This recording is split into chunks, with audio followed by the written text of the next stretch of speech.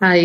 3, 4 வயசாயும் ஒரு வீட்ல இருக்க குழந்தை பேசல அப்டின்னா, அந்த குழந்தையோட பேரண்ட்ஸ் கிட்ட அந்த வீட்ல இருக்க பெரியவங்க, இல்ல மத்தவங்க எல்லாம் சொல்ற ஒரு டயலாக் இருக்கு. என்ன அப்டின்னா, வளர வளர குழந்தை பேசிடும். அந்த குழந்தையோட அப்பா கூட 5 வயசுல தான் பேசினாரு, 6 வயசுல தான் பேசினாரு, அவங்க தாத்தா 10 வயசுல தான் பேசினாரு அப்டின்னு பல டயலாக் சொல்லுவாங்க. இதுல வந்துட்டு ஒரு 100% கேஸஸ்ல ஒரு 2% கேஸஸ் அஃப்கோர்ஸ் ஒரு 5 வயசுல, 4 1/2 வயசுலலாம் பேசிடுவாங்க. ஏன் அப்டின்னா, அவங்களுக்கு பெருசா வேற எந்த இஷ்யூஸும் இருக்காது. சிட்டிங் டாலரன்ஸோ, இல்ல ஐ கான்டாக்ட்டோ இல்லாம இருக்காது. ஒரு இடத்துல அமைதியா உட்கார்ந்திருப்பாங்க. முகத்த பார்த்து பேசுவாங்க. நம்மள பார்த்து சிரிப்பாங்க அப்படின்ற பட்சத்துல, அவங்க வந்து 4 1/2 5 வயசுல பேசுறதுக்கான சான்சஸ் இருக்கு. ஏன்னா ஜெனடிக்கலாவே அவங்க வீட்ல லேட்டா பேசுறதுக்கான ரீசன் இருக்கலாம்.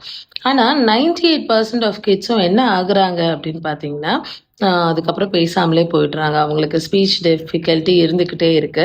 அந்நேரம் இப்போ இந்த டயலாக் எல்லாம் சொன்னவங்க கிட்ட நீங்க போய், "நீங்க தானே சொன்னீங்க, வளர வளர பேசுவான்னு, இப்ப பேசலையே" அப்படின்னு கேட்டீங்கன்னா, அவங்க என்ன தெரியுமா சொல்லுவாங்க? யூசுவலா 100% பேரண்ட்ஸ் வந்து என்கிட்ட சொல்ற ஒரு விஷயம், "எங்களுக்கு என்னம்மா தெரியும், இந்த மாதிரிலாம் இருக்கு" அப்படின்னு. "உனக்கு தானே தெரியணும். நீ தானே படிச்சிருக்க. உனக்கு தானே ஒரு அம்மாவா அந்த குழந்தை வந்து ஏன் பேசல அப்படிங்கிறது தெரிஞ்சிருக்கணும். நீ ஒழுங்கா பார்த்துருந்துருக்கணும். நீ தான் முடிவு எடுத்திருந்திருக்கணும்" அப்படின்னு சொல்லுவாங்க. இந்த மாதிரி உங்க வீட்லயும் நடந்திருந்துச்சுன்னா, கீழ கமெண்ட் செக்ஷன்ல போடுங்க. மத்தவங்களுக்கு அது ஹெல்ப்ஃபுல்லா இருக்கும். Thank you.